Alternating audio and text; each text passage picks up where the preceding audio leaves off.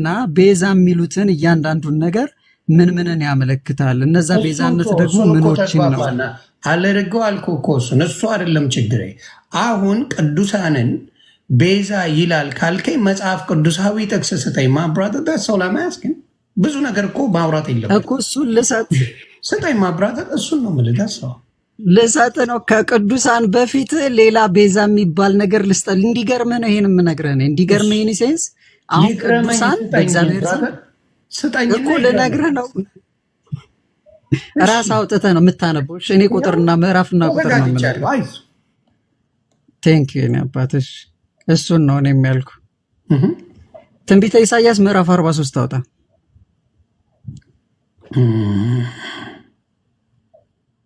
ምዕራፍ 43 ቁጥር ስንት? 3።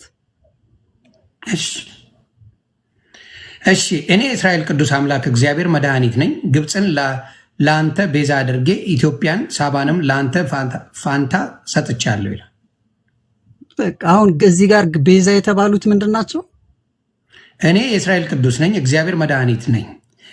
ግብፅን ለአንተ ቤዛ አድርጌ ኢትዮጵያንና ሳባንም ለአንተ ፋንታ ሰጥቻለሁ ይላል። እግዚአብሔር ነው የሰጠው። አሁን ቤዛ ተደርገው የተሰጡት እነማን ናቸው? ቤዛ የተባሉት እነ ኢሳያስ አይደሉም።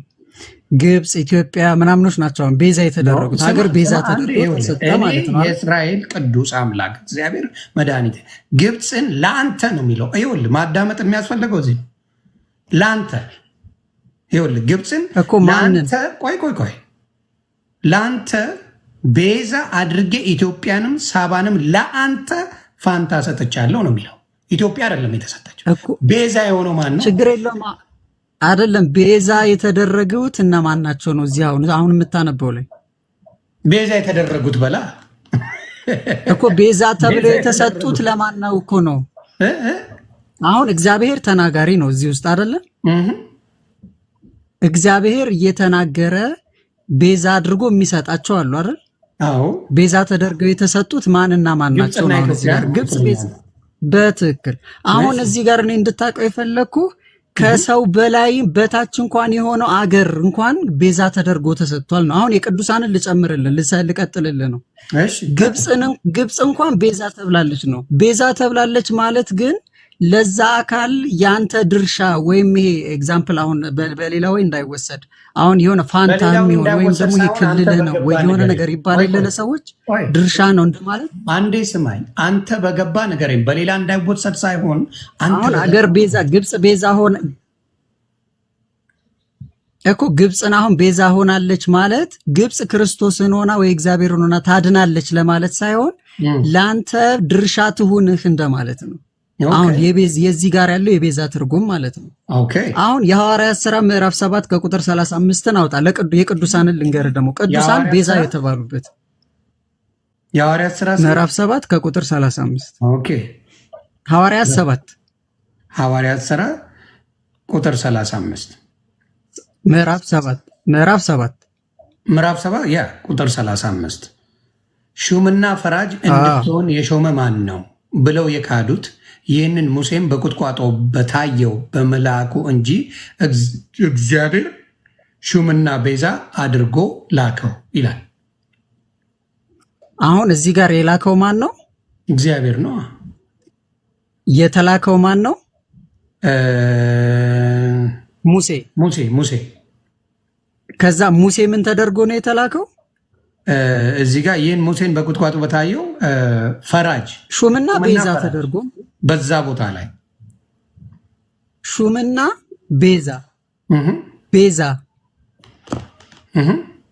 ሹምና ቤዛ አድርጎ ላከው ይላል አይደል?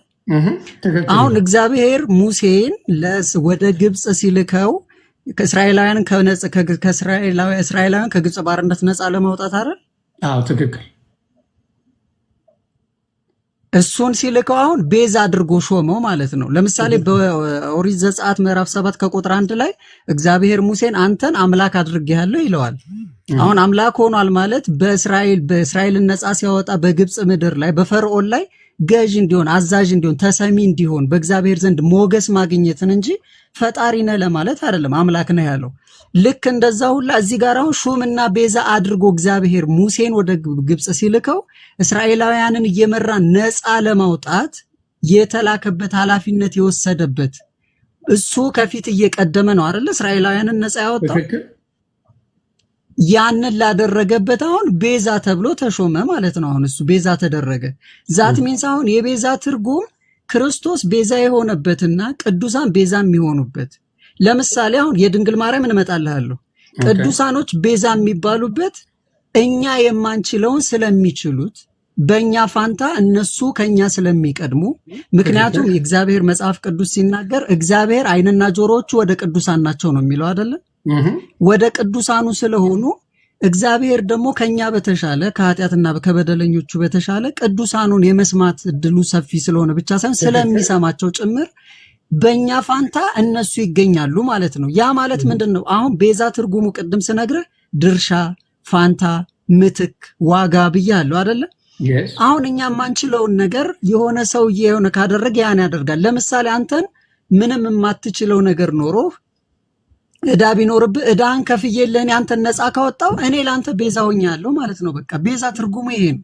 የክርስቶስ ቤዛነት ምንድን ነው ካልክ ሞታችንን በሞቱ በሲኦል የነበረችውን ነፍሳችንን ወደ ሲኦል ወርዶ ወደ ገነት ማምጣቱ ወይም እኛ የማይቻለንን ችሎ ማምጣቱ የሱ ያደረገው ግን ከቅዱሳኑ ጋር አይገናኝም።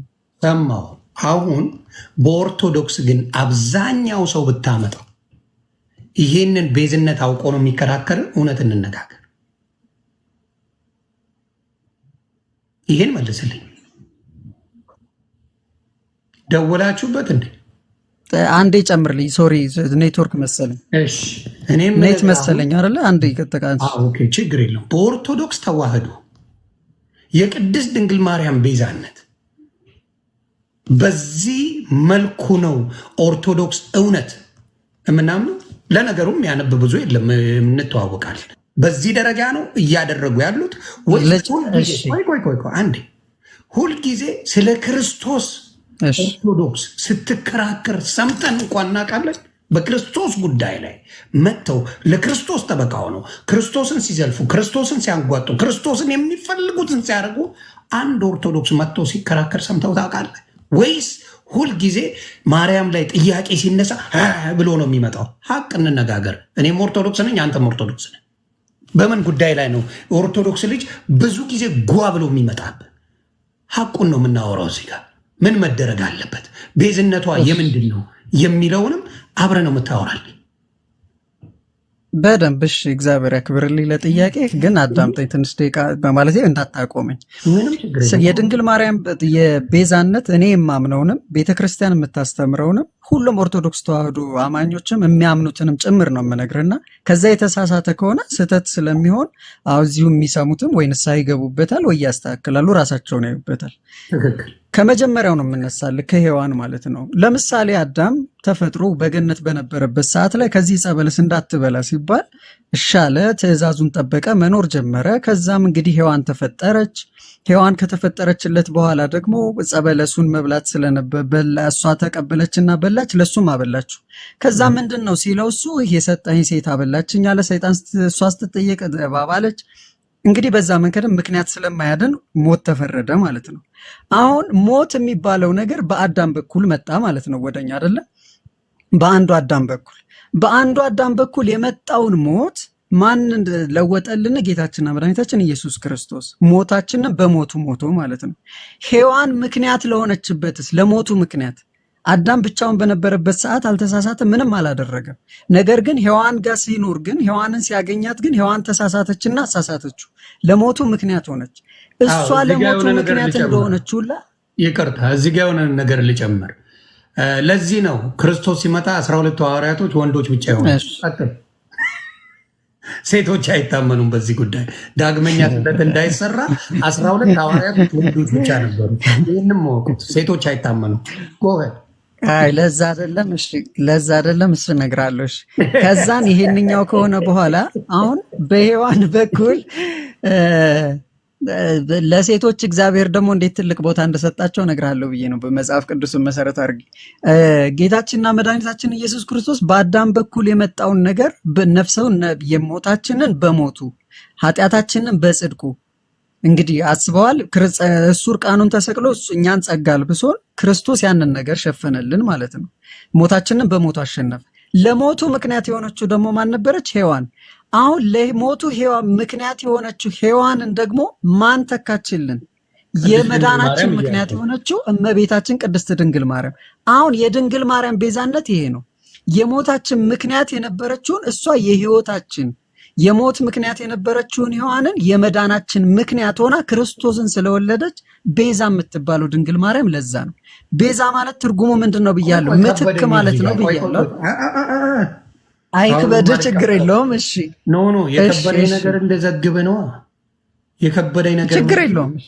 የመኖራችን ምክንያት ያልከኝ የመዳናችን ምክንያት እያልከኝ እኮ የመዳናችን ምክንያት። አዎ በትክክል የመዳናችን ምክንያት ክርስቶስ ነው እንዴ? አይደለም። ክርስቶስ የመዳናችን ምክንያት ሳይሆን አዳኛችን ነው ይላል። መጽሐፍ ቅዱሳዊ ነው የምናወራው፣ ተረት ተረት አይደለም። መጽሐፍ ቅዱስ ላይ የሚለውን ነው የምንነጋገረው። መጽሐፍ ቅዱስ ላይ የመዳናችን ምክንያት ማርያም ናት የሚላለ ማብራት ቀስ እያለን እንጂ ስለወደደን ብቻ በምንፈልገው መንገዱ ማውራት የለብንም። የቱ ጋ ነው የሚለው ንገረኝ እስቲ። የመኖራችን ምክንያት በቅድስት ድንግል ማርያም አይልም መጽሐፍ ቅዱስ የሚለው በክርስቶስ ነው። በክርስቶስ ምክንያት ነው የኛ ህይወት የተገለጠው። አይ አይደለም በማርያም ነው የምትለኝ ከሆነ ከነ ማስረጃው እያደረግ እናውራ። እሺ ሔዋን ለአዳም የመሞት ምክንያት ሆናለች አልሆነች? ሆናለች። ግን ሔዋን የአዳም የመሞት ምክንያት ናት የሚል ተጽፏል ወይስ በተግባር ነው የተገለጸው? ይሄው እዛው ላይ በተግባር ተገልጿል። ድንግል ማርያም አሁን እኮ መለስክ። በቃኝ። የመለስከው ልክ ስለሆነ ስለበቃኝ ነው። ከዛ ወደ ቀጣዩ ልሂድ ነው የምልህ። ኦኬ ሂድ። ድንግል ማርያም ክርስቶስ ጌታችንና መድኃኒታችን ኢየሱስ ክርስቶስ ያዳነን ነው አይደለ? ማርገዟን እንኳን ቅድስት ድንግል ማርያም አታውቅም ነበር። ይሄን ታውቃለህ? ቆይ አረ ከሷ አልደረስኩም። ክርስቶስ የመዳናችን ምክንያት ሳይሆን ቆይ ችግር የለውም። እሱን እንዴት እንደምታውቅ እነግርሃለሁ። ችግር የለውም የምትለኝ አታውቀውም። ማርገዟን ሁላ ጽንስ መያዟን ሁላ ሳላወራ እኮ ዮኒ እንዴ አይደለም ዮኒ፣ ይኸውልህ ተረጋጋ። አንደኛ በየመሃሉ ኢንተራፕት ካደረከኝ ሀሳቤን በደንብ አላስረዳህም ወይ? በደንብ ላስረዳህና ያንተ ይበቃኛል ትላለህ እንዴ? ኧረ ተው አንዴ ነው ያልኩህ። ብዙ ጊዜ ያልኩት አታድርገው። ጌታችንና መድኃኒታችን ኢየሱስ ክርስቶስ የመዳናችን ምክንያት ሳይሆን አዳኛችን ነው፣ ያዳነን ነው። ያዳነንን ደግሞ የወለደችው እመቤታችን ቅድስት ድንግል ማርያም ነች። የመዳን ምክንያት ማን ነው? እሺ ታዲያ እኮ የመዳን ምክንያት ማለትን ደግሞ ድንግል ማርያም ነች አልኩ። የመዳናችን ምክንያት ማለት ክርስቶስን የወለደችው እሷ ስለሆነች ማለት ነው። በማን ፈቃድ? በእሷም ፈቃድ በእግዚአብሔርም ፈቃድ። በእሷ ፈቃድ ነው ያልከኝ? በእሷ ፈቃድ እንደ ቃልህ ይሆንልኝ ብላ ስትፈቅድ ነው። በቃ መጽሐፍ ቅዱስ አውጣ፣ የሉቃስ ወንጌልን አውጣ፣ ምዕራፍ ቆይ አውጣ። አይደለም ቆይ መጽሐፍ ቅዱስ ነው ያውጣ። አንደኛ እንዲች ኧረ በመዳን ጥቅስ ማወቅ አይደለም ምን እንደሚል መረዳት ነው። ዮኒ እኮ አውጣውና እያነበብከው እናውራው። እሺ አንድ ምዕራፍ ነች እኮ ገና በቃ እዛው የሉቃስ ወንጌል ምዕራፍ አንድ ላይ ነው። እሷ ስለፈቀደች ነው አላልክ ወይ? መድኃኒዓለም እንዴ የእሷን ፈቃድ አለበት። አዎ እሺ አንድ ስንት ነበር? 40 ስንት ነው? እንደው ከፈለክበት ጀምረህ አንብቦ ችግር የለውም። ቅዱስ ገብርኤል ከሄደበት ጀምሮ። እሺ ይኸው እዚህ ጋር አለ። ይኸው እንዲህ ከቁጥር 26 ጀምረህ አንብብ። አንድ ቆይ ከቁጥር 28 ጀምሮ ላንበው። ነው ከ27 ጀምሮ ላንበው። ከዳዊት ወገን ለሆነው ዮሴፍ ለሚባል ሰው ወደ ታጨች ወደ አንዲት ድንግል ማርያም ከእግዚአብሔር ዘንድ ተላከ። የድንግሊቱም ስም ማርያም ነበረ ይላል። ማርያም ነበረ። ኖርማል ማርያም ነው የምትባለው። ከዛ በፊት ምንም ነገር የለም እንዳትረሳ። ገባ? መልአኩም ወደ እርሷ ገብቶ ደስ ይበልሽ፣ መልአኩም ወደ እርሷ ገብቶ ደስ ይበልሽ፣ ጸጋ የሞላብሽ ሆይ ጌታ ከአንቺ ጋር ነው፣ አንቺ ከሴቶች መካከል የተባረክሽ ነሽ። እዚህ ጋር ያዘው ነው ያልኩ። ከላይኛው ጋር ማርያም ምንም ነበረ ብለኛላ። ማርያም ብቻ ነበረ ያልከው ማለት ነው።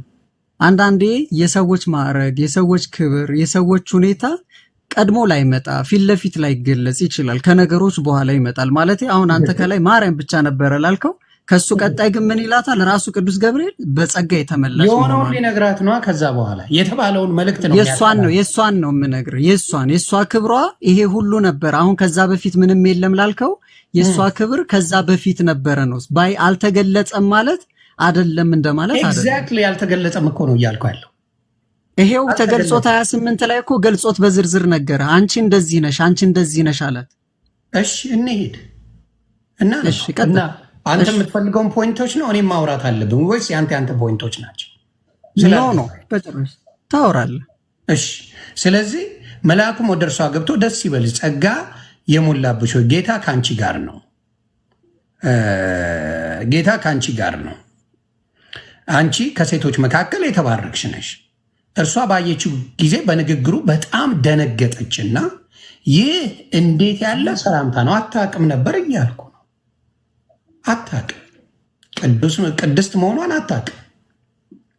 ይህን አይደለም በዛ ፐርስፔክቲቭ አትረዳው። እንደሱ አይደለም፣ በዛ አይደለም።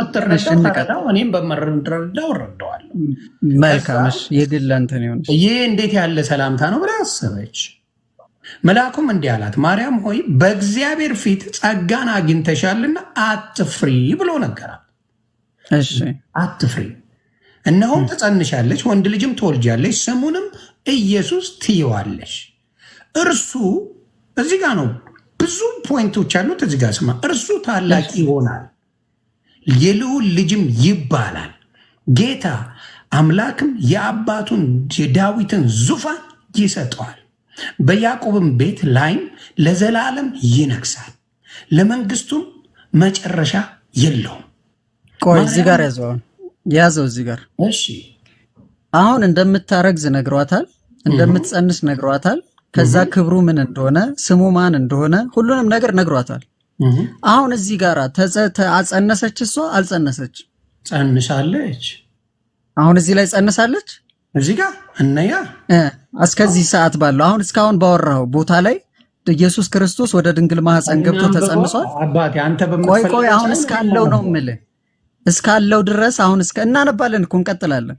አሁን አንተ እስካነበብክበት ቆያ ዮኒ እንደዛ አይደለም መጽሐፍን የምንረዳው አይደለም። የምር ችግር የለውም ለእንትኑ ይሄ ፈን የምታረግበት መንገድ ተቸግሬ አይደለም ዮኒ፣ ተግባብተን እንድንሄድ ስለሆነ ለመማማር ስለሆነ አይሻልም? ላምብበው፣ አይዞህ ኢትስ ኦኬ። ማርያም መልአኩን ወንድ ስለማላውቅ ይኸውልህ በያዕቆብ ቤት ላይ ለዘላለም ይነግሳል፣ ለመንግስቱም ፍጻሜ የለውም አለ። ምን አለች? ከዛ ማርያምም መልአኩን ወንድ ስለማላውቅ እንዴት ይሆናል አለችው። ስለዚህ ወንድ ዛት ሚንስ አሁን አልተረገዘም ማለት ነው አይደለ? ኖ አሁን እሺ ያን ቆይ እሺ ወደ ቀለል ላርግልህ። ቆይ ተረግዟል። አሁን እዚህ ጋር እሷ ቆይ እሺ ጥያቄውን ቀለል ላርግልህ ይሆን እንደሱ በመሆን አይደለም። እሺ ባይብል እንደዛ አይደለም። አሁን ቅዱስ ገብርኤል ይሄን ሁሉ ሲናገራት እሺ ይሁን ብላ ተቀብለዋለች። እስካሁን ድረስ ባለው ስትሰማ በጣም የሚያማልሉ ቃላቶች፣ እጅግ በጣም ሰዎች ሊቀበሏቸው የሚችሉ ነገሮች ናቸው። የምትወልዱ እግዚአብሔር ልዑል እንደሆነ፣ ስሙን ኢየሱስ እንደምትለው፣ የዳዊትን ዙፋን የሚወርስ እሱ እንደሆነ፣ በጣም ታላቅ እንደሆነ ይሄን ሁሉ እየተነገራት ነው ለአንዲት ብላቴና ልጅ ማለት ነው። ይሄ ሁሉ ሲነገራት ግን እሷ ወንድ አላቅም ነው አይደለ እያለችው ያለችው። ለምን እንደዛ አለችው እንጂ እሺ ብላት አልተቀበለችው ማለት። ለምን እንደዛ አለችው? እንጨዋወታ። እዚህ ጋር የምነግርህ እዚህ ጋር ለምን መሰለ የሚታወቀው በማንኛውም ዘመን አሁን ቴክኖሎጂ ተቀይረው ነው እንጂ በዛ ዘመን ከወንድ ጋር ያልተኛ ሴት አታረግዝም አለ። ተሳሳትኩ ወይ?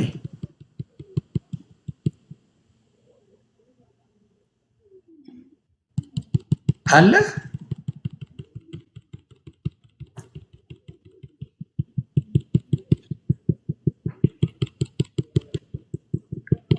እሱ እስከሚል እኔ ላንበው እስከዛ እንዴት ይሆናል አለችው። መልአኩ መልሶ እንዲህ አላት ይላል፣ መንፈስ ቅዱስ በአንቺ ላይ ይመጣል፣ የሉልም ኔት መሰለኝ አይደል አሰማለሁ። ስለዚህም ደግሞ ከአንቺ የሚወለደው ቅዱስ የእግዚአብሔር ልጅ ይባላል። እነሆም ዘመድሽ ኤልሳቤጥ እርሷ ደግሞ በስተርጅናዋ ወንድ ልጅ ትጸንሳለች፣ ለእርሷም መካን ትባል የነበረችው ይህ 6ኛ ወር ነው ይላል። ለእግዚአብሔር የሚሳነው ነገር የለምና። ማርያምም እነሆ የጌታ ዮኒ ያለው እሰማለሁ። አሁን ትሰማለህ? እሺ ቴንኪው። በትክክል አሁን ኔትወርክ ይመስለኛል። ታብታብ አድርጎ ጋይሶች ኔትወርክ ይመስለኛል የነበረው። ምን ነበር እያልኩ የነበረው መሰለ?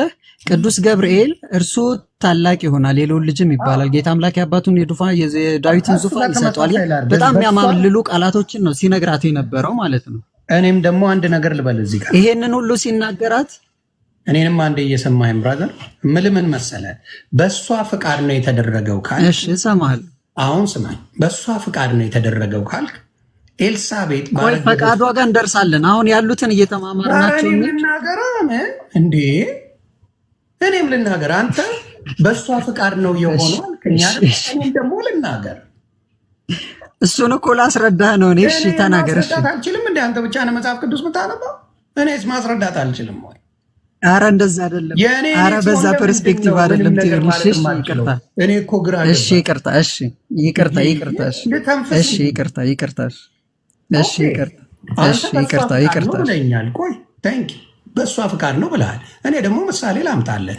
ኤልሳቤጥ ባረገዘች ጊዜ ዘካርያስ ቤተክርስቲያን ሆኖ በነበረበት ጊዜ ምን ቅዱስ ገብርኤል መልአክ መጥቶ ሲነግረው ምን አለ? እንዴ አይሆንም ባለበት ጊዜ ምንድን ነው ያደረገው? ልጁ እስኪወለድ ድረስ ዱዳ ትሆናለህ ብሎ ነው የዘጋው። እዛው ዱዳ እሱ ስለፈቀደ አይደለም የሆነው። ዘካርያስ ስለፈቀደ አይደለም የሆነው። አርግዛለች፣ ሚስቱ ጸንሳለች። ዱዳ ትሆናለህ ብሎ አፉን አዘጋው አይደል? 6 ወር ሲወጣ ከቤተ መቅደስ አይተው ተደነባበሩ። የሆነ ነገር እንደነበረ ገብቷቸው ነበራል። ልጁንም ዮሐንስ ያለው ከዛ በኋላ አይደል እንዴ? ስለዚህ ምንድን ነው የእግዚአብሔር ትእዛዝ እንጂ በሰው ትእዛዝ የሚሆን ነገር የለም። እኛንን እንደ ፈጣሪን ትእዛዝ የምናዘው? እኛንን እንደ የምንፈቅደው? እኛ ስንፈቅድ ነው እንደ እግዚአብሔር የሚያደርገው? ወይስ እኛ የእሱ ፍጡራንን እኛንን የምንቀበለው? እንዴት እያልክ ነው የምታስተምረው? ይሄ እኮ ስህተት እየተናገርክ ነው እዚህ ጋር። እንዴት የእኛ ፍቃድ ነው እንደሚጠየቀው ከእግዚአብሔር? የእሱ ፍጡሮች ሆነን ምን አይነት ትምህርት ነው የምትማሩት? የእኛ ሳይሆን የእሱ ፍቃድ ነው። ኢቭን ነቢዩ ዮናስን አልፈልግም ባለ ጊዜ 3 ቀን ሻርኩስ ከቶ አሳ ነባሪው 3 ቀን ውሎ አሳድሮት ተፍቶት አይደል እንዲናገር ያደረገው? ምንድን ነው የምናወራው? እግዚአብሔር ያለውን ታረጋታለህ፣ ወደድክም ጠላም። እሱ ካለ ውጭ የሚሆን ነገር የለም። የእኔ ፍቃድ አይጠየቅም። ጠይቆ አያውቅም። የእኛን ፍቃድ ጠይቆ እግዚአብሔር አያውቅም። እሱ በፈለገው ነው የሚያደርገን፣ የሚሾመን የሚሽረን እሱ በፈቀደ ጊዜ ነው። ስለዚህ አንተ በእሷ ፍቃድ ነው እያልክ ያልከው ማን እንዳስተማረ ባላቅም አሁን ትዘግበኛለህ። ጎሄድ ልስማ። ዝም ነው ማለት። ቴንኪው። እሺ ከጨር አሁን አዳምጠሽ። ቴንኪው። መጀመሪያ እዛ ስለ ዮሐንስ ስላነሳ ዮሐንስ በአንድ ጊዜ ያንን ነገር ላይ ትናገራለህ ተብሎ የዘካርያስ የተነገረው በአንድ ጊዜ ልሳኑ የተዘጋው ቅዱስ ገብርኤል ሊናገር የመጣውን ነገር ስላላመነ ነው። ይሄ ያላመነበትም ምክንያትም ራሱ ቅዱስ ገብርኤል ሲናገር እኔ በእግዚአብሔር ፊት የምቆመው ገብርኤል ነኝ፣ ቃሌን ስላላመንክ እስክትወልድ ድረስ ዲዳ ትሆናለህ ተብሎ ያንን ዲዳ የተደረገው ማለት ነው። ዛት ሚንስ ገና መጣ ትጸንሳለች ባለቤት ብሎ ልጅ ትወልዳለህ ስሙንም ዮሐንስ ትለዋለህ ሲለው ስላላመነ ነው ዲዳ የሆነው። አንድ ዲያሎግ ነው። ድንግል ማርያምን ይሄን ሁሉ ነገር ብሏት ወንድ ስለማላውቅ አለችው። አንድ ብለህ ቁጥር ከዛ ወደ ታች መውረድ ትችላለህ። ከዛ ይሄ ስለ ፈቃድና ስለምናምን ላወራው ግን እግዚአብሔር አምላክ የግዴታ ሳይሆን ከሌሎች አምላኮች ለየት የሚያደርገው ወይም አምላክነን ከሚሉት የሚለየው የፈቃድ አምላክ ስለሆነ ነው። የነፃ ፈቃድ አምላክ ነው። አንተ የምትፈልገውን ነገር እንድታደርግ ወይም የምትፈልገውን ነገር አደርጋለሁ ብትል እሳትና ውሃን አቅርቤልሃለሁ እጅህን ወደ ፈለግከው ስደድ ነው የሚል። እሳቱ ጋር ብትከት ምን እንደምትሆን ይነግርሃል። ውሃውም ጋር ብትከት ምን እንደምትሆን ይነግርሃል። እጅህን ይዞ ግን እሳቱም ጋር አይከትህም፣ ውሃውም ጋር አይከትህም። ለዛ ነው 38 ዓመት በአልጋ ቁራኛ የነበረውን ሰውዬ ልትድን ትወዳለህን ብሎ ፈቃዱን ጠይቆ ያዳነው እና መዳን አለብህ ብሎ አይደለም ያነሳው። እግዚአብሔር የፈቃድ አምላክ ነው። ይሄ በየትኛውም መንገድ ያለ ነው። አይኑ የጠፋው ሰው በዚህ ማን ያልፋል ቢሉት የናዝሬቱ ኢየሱስ ነው ቢሉት የዳዊት ልጅ ሆይ የእግዚአብሔር ልጅ ሆይ ኢየሱስ ሆይ ማረኝ ቢለው ምን እንዳደርግልህ ትወዳለህ ብሎ ፈቃዱን ጠይቆት ማየትን እፈልጋለሁ ሲለው ነው እያለውና እግዚአብሔር ከሌሎች አምላክ ነን ከሚሉት ነብዩ ዮናስን ተርክላቸው ልጨርስ። አሁን አንተን እንዳዳመጥኩላ አዳምጥ። የትኛውም አምላክ ነን ከሚሉት የትኛውም ሃይማኖት አምላኮች እግዚአብሔር አምላክ የሚለየው የፈቃድ ወይም የመብት አምላክ ስለሆነ ነው። አዳምን ዕፀ በለስ እንዳይበላ የማድረግ ሙሉ አቅም አለው። አዳም ግን ዕፀ በለስ የበላው እግዚአብሔር ብላ ብሎት ሳይሆን የአዳም ፈቃዱ ስለነበረ ነው። ስለዚህ እግዚአብሔር የፈቃድ አምላክ ነው። ወደ ድንግል ማርያም ልመለስልህ፣ ወደ ዋናው ሐሳባችን በያዕቆብ ቤት ላይ ቆይ የመጣንበትን ቆይ ከድንግል ማርያም በኋላ እሱን እመጣለሁ። ችግር ዮናስ ሲሆን ለምን ከበደ በድንግል ማርያም አሁን ወደዛ መንገድ አትሄድ ይሆን። አሁን ዋናውን ነገር ያወራሁልህ ስለ ነብዩ ዮናስ ነው። ስለ ሌሎቹ ተናገርክ። ነብዩ ዮናስን አወራን አይደለም? አልፈቀደም፣ መሄድ አልፈለገም፣ ፈቃደኛ አልነበረም። ዋሽም ከዋሽም አስረዳኝ። አልፈለገም። ወደ ሌላ ሀገር ሊሄድ ሲል እግዚአብሔር አምላክ ምንድን ነው ያደረገው? እጣ ተጣጣለው። እሺ አጭር ባጭሩ ልመልስልህ እሱን። እሺ ባጭሩ ልመልስ። መሄድ እንችላለን፣ ችግር የለውም። የዮናስ በአሳ ነባሪ ለ3 ቀን በዛ ቆይቶ ያ ነገር እንዲሻገር ለሁለት ነገር ነው ባጭሩ አማርኛ። አንደኛ ክርስቶስ በመቃብር ውስጥ 3 ቀን 3 ሌሊት የማደሩ ምሳሌ ስለነበረ ቀድሞ በትንቢት የሚነገሩት ነገሮች እንዲተገበሩ ነው። ሁለተኛው ደግሞ አንዳንድ ጊዜ እግዚአብሔር ለራሱ ዓላማ ሳይሆን ሰዎች እንዲማሩበት ወይም ደግሞ አመፀኛ እንኳን ብትሆንም ለምን ብሎ ይዛል። ሐዋርያው ቅዱስ ጳውሎስ ክርስቶስን የተከተለው ፈልጎት አይደለም ማለት በየሄደ በነበረበት ቦታ ላይ በደማስቆ ላይ ይዞት ሳኦሎይ ስለምን ታሳድደኛለህ ብሎ ክርስቶስ ራሱ ነው ያን ነገር የጠራው። አንዳንዴ ክርስቶስ በራሱ መንገድ አንተን ሲጠራ ለሌሎች መዳን ምክንያት ትሆናለህ። አንዳንዴ ደግሞ አንተ ለሌሎች ጥፋት የምትሆን ስትሆን ልክ እንደ ዴማስም ከተማ አስቀርቶም ልትቀር ትችላለህ። ስለዚህ ስትፈልግ ትክክል ነው፣ አንተ ሳትፈልግ ታስፈልግ ትክክል አለ። እኔ ጋር ካልገው ጋር ቆያጋ ራስ እየተጋጨ ነው። ኧረ በጭራሽ አይደለም። አንተ ባልከው በፈቃደኝነት አልከኝ። አንዳንዴ ደግሞ ሲፈልግ ያስገድድሃል ትለኛለህ። አይጋጭም ወይ? ማስገደድ የሚል ቃል በእግዚአብሔር ዘንድ የለም። ለራሱ አገልግሎት እንዲጠቀምብህ ፈቃደኛ እንድትሆን ያደርግሃል።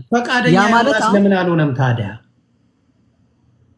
አሁን ዮናስን ይሄንን ቦታ ላይ እንደዚህ ትሄዳለህ ተብሎ ፈርቶም ይሁን በራሱ ምክንያት በራሱ መንገድ የሚያቀርባቸውን ሐሳቦች እግዚአብሔር ለራሱ ዓላማ የሚጠቀምበት ዮናስ ያንን ነገር ባለማድረጉ የሚያጣው ነገር ስለነበረው እንዲያገኝ ያደረገው አንዱ ክርስቶስ 3 ቀን 3 ሌሊት በመቃብር የሚያድርበት ምሳሌ ነው አልኩ። ምን የሚል ታዲያ የሌለውን እኮ ነው የምታወራኝ አንተ።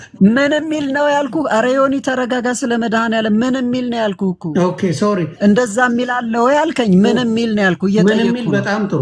በራሱ በፈቃደኝነት ለራሱ የሚጠቀመው ነገር ስላለ ያለ አለ ወይ ያልኩ እኮ። በራሱ ፈቃድ እግዚአብሔር አንተን ሲፈልግህ ኤግዛምፕል አንተን እምልህ ዮናስንም አድርገህ ቁጠረው፣ ችግር የለውም። ያው ስም ተመሳሳይ ነው ለነገሩ። እግዚአብሔር አንዳንዴ ሰዎችን ለራሱ አገልግሎት ሲያደርጋቸው ሐዋርያው ቅዱስ ጳውሎስን የኔ ምርጥ ዕቃ ነው ሲለው ለእግዚአብሔር ብቻ አገልግሎቱ እንዲውል ብቻ ስለሚፈልገው ብቻ አይደለም። እግዚአብሔር እያለ ስለኖር አይደለም። የሐዋርያው ቅዱስ ጳውሎስ መለወጥ፣ የሐዋርያው ቅዱስ ጳውሎስ ወደ ክርስትናው መምጣት የብዙዎች ምሳሌ ስለሚሆን ነው። ብዙዎች የመዳን ምክንያት ስለሚያደርግ ነው። ማለት አሁን ከዚህ በላይ እኔ በምን ቃል ላስረዳ እንደምችል አላቅም። እንዴት እየተረዳኝ እንደሆነ ባላቅም ማለት ነው። እግዚአብሔር ግን የግዴታ አምላክ የሚባል አይደለም። ተረዳው አልከኝ አይደለ? እኔ ደግሞ ልናገር ተረዳው። ቀደም ወደ ድንግል ማርያም እንመለስ። ወደ አነሳ እኔም ደግሞ ላውራ ብራዘር። እሺ ችግር የለውም። እሺ እያልከኝ ያለው ምንድን ነው?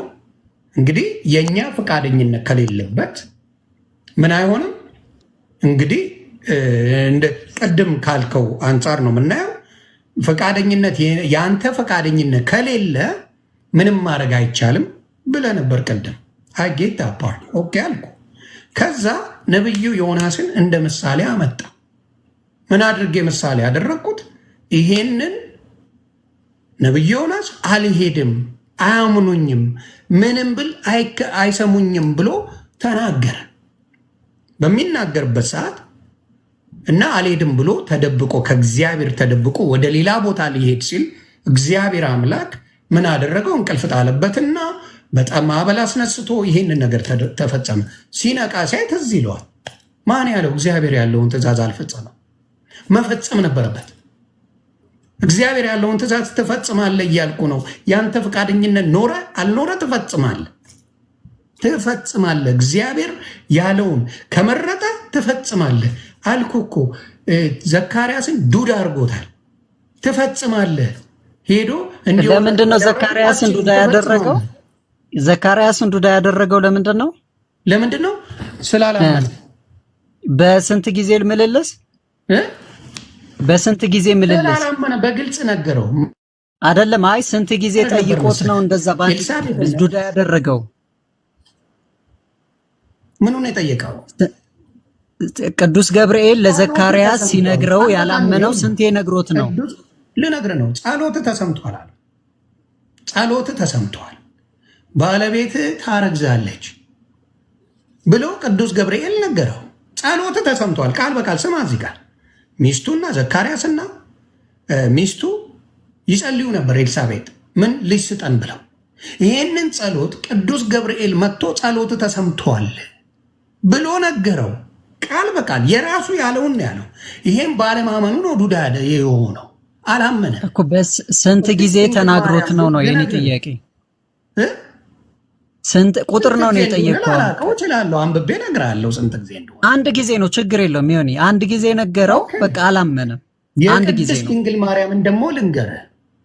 የቅድስት ድንግል ማርያም እርግዝና ከሰው ውጭ እንደማይረገዝ አታቅም። አልጸለየችም። ጌታ ኢየሱስ ክርስቶስ የእኔ ልጅ ይሆናል ብላ ጸልይ አታቅም። ቅድስት ድንግል ማርያም ሺ ኔቨር ዲድ። ብትጸልይ ኖሮ ገስዋት ሀፕን ያደርግ ነበር። መጥቶ ቢነግራት ዊ ጸሎት የደረሰ ነው የምትለው። ሺ ኔቨር አስክ ልጄ ይሁን የዓለም የሚድንበት መድኃኔ ዓለም የእኔ ልጅ ይሁን ብላ ጸልይ አታቅም። ሺ ኔቨር ዲድ። ራሱን መጥቶ ሲላት ነው እኔ እኮ አላውቅም። ወንድ ያለችው ከወንድ እንደሚረገዝ ነው የምታውቀው። አላቅም ወንድ ልጅ ስትለው ነው ይሄ በመንፈስ ቅዱስ ነው ተብሎ የተነገረ። የማታውቀውን ተግባባል። የማታውቀውን ስለሆነ ይህንን ነገር ስትጠይቅ በደንብ ነው ያብራራላት። በደንብ ነው ለቅድስት ድንግል ማርያም የነገራት።